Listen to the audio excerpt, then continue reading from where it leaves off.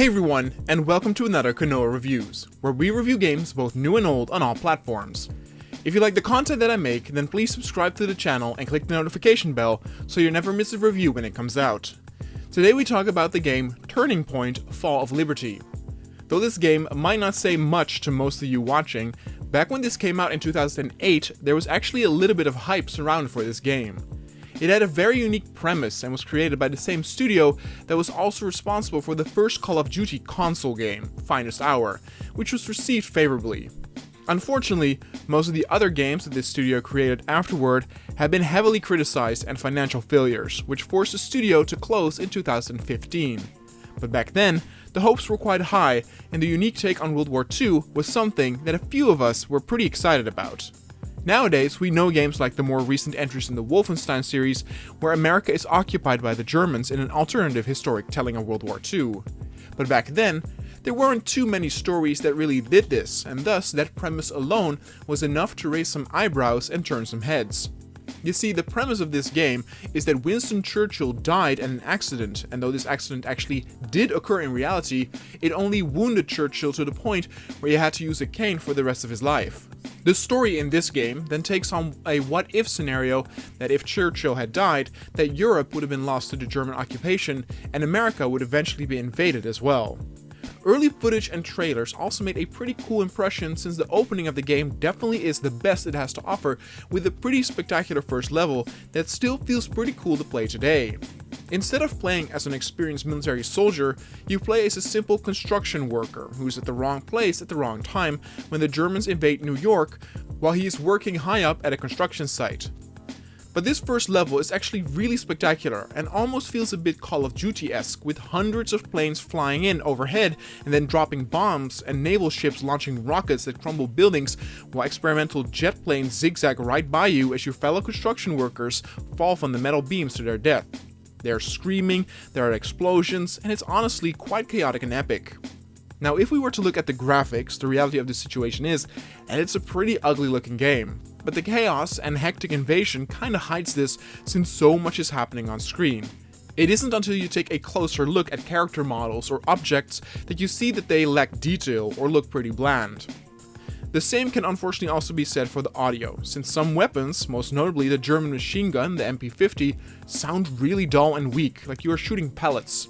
But what is pretty cool is, as I gave a hint with it calling the MP50, is that since this is an alternative timeline, many of the weapons you'll be using are alternative versions of the weapons we know from World War II. Instead of an MP40, it's an MP50, or a Gewehr 47 instead of a Gewehr 43. They still feel old school and fitting for the setting, but feel slightly more modern than the weapons we know from all those World War II games. There are still a handful of classic weapons you get to use, like the Tommy gun or M1 Garand, so the game has you covered on those places as well. Unfortunately, we have to talk then about something negative again, and those are the shooting mechanics and how the shooting itself feels. This is of course very important in a shooter, where you'll be doing exactly that most of the time. And the truth is that the shooting itself feels very dull and boring here, because the weapons simply don't make an impact. Whenever you shoot enemies, they don't react until you have popped enough bullets into them to where they fall dead. Even back in the days of GoldenEye did we have hit animations where their bodies reacted when you hit them with a bullet that did not necessarily kill them. And here, that's just not really the case. Instead of having the feeling you are raining down proper fire on the enemy or pumping them full of lead, it feels like you are tagging them with stickers or something until the game decides you've done this enough and he falls down. Especially in the later levels, where they become a bit more spammy with the number of enemies, it just becomes kind of a chore to mow down through all these enemies, where the shooting just doesn't feel very satisfying. Now, the first level, as I said, has the Germans invading New York, and you basically having to fight to stay alive while enemy paratroopers are invading the streets below. It's actually very cool looking and has you pumped, and by then you haven't shot enough enemies yet to realize that it's pretty mediocre on the shooting department. The second level then has you volunteer with the military and has you fend up multiple German assaults at various crosspoints and barricades. This is very simple, but yet again pretty awesome, since the city is in utter chaos with entire chunks of buildings like the Chrysler Building laying in the middle of the street, while enemy zeppelins and tanks drive her closer. I basically came to the conclusion, after playing and completing the game, that these first three levels, which all take place in New York, are the best part of the game, and unfortunately, it takes a huge dip in quality after that, but we will talk about that in a little bit. I will also say that the game does offer various characters that tag along with you and pretend like they are memorable, but I could not tell you for the life of me what their names are or what their personalities are like. They are some of the blandest, most boring characters you come across in video games, so definitely don't play this game for the story or memorable characters. After the second mission is done with the Germans eventually overrunning the barricades, your next mission is to escape and head to a train station to travel to Washington, D.C. This is yet another mission that actually is pretty cool, and I was surprised with how much fun I was having despite clearly seeing some of the flaws that came with this game. It's just that the chaos and hectic feeling of surviving the invasion are still very clear here, and it's really cool and feels like you are part of something way bigger. That you are just a small pawn on a much bigger chessboard. This third mission has you walk through various streets and alleys during the night, but while you do this, you come across scattered groups and squads of American troops who are retreating, or even civilians who are running for their lives or trying to hide. It actually makes the city feel more alive, and that you are not the only one who's trying to survive and make it out.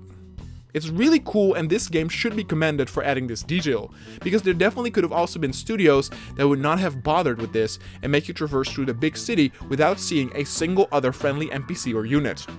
There are some pretty memorable moments too, like running across the street while avoiding the spotlight of a Zeppelin flying over, or fighting enemy snipers in the subway system. It's nothing you haven't seen before in terms of gameplay, but the unique setting is enough to where they get away with it.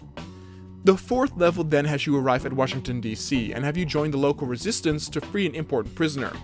This is the last level where I can be really positive about this game, as this too feels like a pretty significant battle as you move through DC while stumbling into people's homes, and once again, friendly NPCs who try their best to hide in their basements or attics, and some will even help you by distracting the enemies or holding the door while you run away. It kind of reminded me of the NPCs of Half-Life 2, which also made it feel more alive than most shooters, and the creators once again need to be complimented on the fact that they added these NPCs in there to make the world feel more alive and believable. Now unfortunately, this is where things take a turn for the worst, and from this point on, the game kinda is going into a skyfall of only getting worse and worse. Though the next mission still has some NPCs join you, it's mostly an ego shooter from this point onward, where you operate alone. You are from this point onward involved in missions where you infiltrate the White House to assassinate the newly established president by the Germans, after which you travel to London, where you need to take out the newly created atomic bombs that the Germans will drop on America. It's just you fighting in narrow hallways and dark corridors mostly, and thus feels a bit like Wolfenstein or Medal of Honor, but far less satisfying and responsive. There are still some fun surprises here and there, like the MG42 version, which is a huge multi-barreled gun you can pick up and absolutely shred everything that is in front of you. There's also a mechanic where you can take an enemy hostage and use a human shield and then still pop incoming German soldiers with a handgun while holding onto the human shield. This is yet another gameplay mechanic that we have seen in other games too, but in most, it's not very useful, but in this game, I actually used it multiple times, as you can easily kill 6 or 7 enemies pretty easily this way, without taking any damage. But as mentioned before, the game from this point onward simply becomes very dull and boring. You keep fighting the same enemies with the same dull feeling weapons in the same dark looking corridors and environments. It could honestly be a big sign that the creators maybe ran out of time or budget, since it's such a stark contrast from the first 3 levels. It's really a difference of day and night. But what's really remarkable too is that the game is really short. You can complete this in under 2 hours, and the later half of the game is very dull and mediocre. I would probably say that those first 3 levels in New York and the first level in Washington DC that I'm quite positive about take up maybe 40 to 50 minutes of your time, and after that, you still have to go through an hour of mediocreness. Now an hour of course is not a lot, which is a blessing in disguise. But that then creates new problems with that this campaign is too short for a full-fledged game.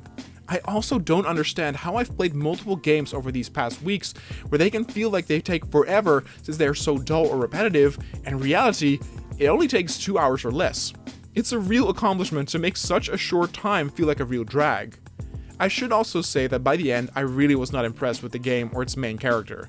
The last level takes place on the Zeppelin as you try to take out the final atomic bomb as it makes its approach on New York. Instead of being able to drop the bomb in water before it reaches the shore, the main character sacrifices himself and blows it up in the sky while he's still on the Zeppelin.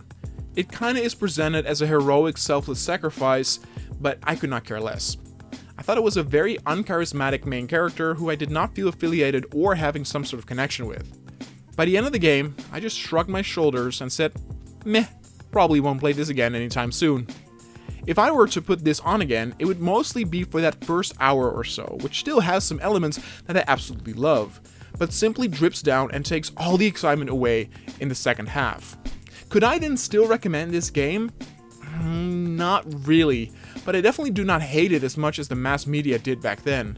I think it sits at an average of a 4.3 on Metacritic, and though I thought that this was a below average game experience, I don't think the game is that bad.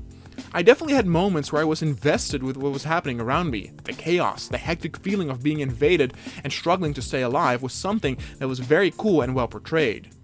But that doesn't dismiss the bad things of which this game has plenty. Its visuals and sounds are below average, the shooting feels dull, characters are forgettable, and the later half really becomes boring. That is why, in the end, Turning Point Fall of Liberty gets a 5.2. Now, the creators have actually also made another game that I own, which is called Legendary. This is a first-person shooter where legendary creatures, like griffins and manticores, attack New York City, so it has to be said that at least these developers take chances and create settings and premises that feel very fresh and original. Now, unfortunately, I know that also this game did not score very well with critics and the public, though it has an average higher score than this one. But I myself have never played it. I might now also have to install that and give that a whirl and tell you all my experience with that game in an upcoming review.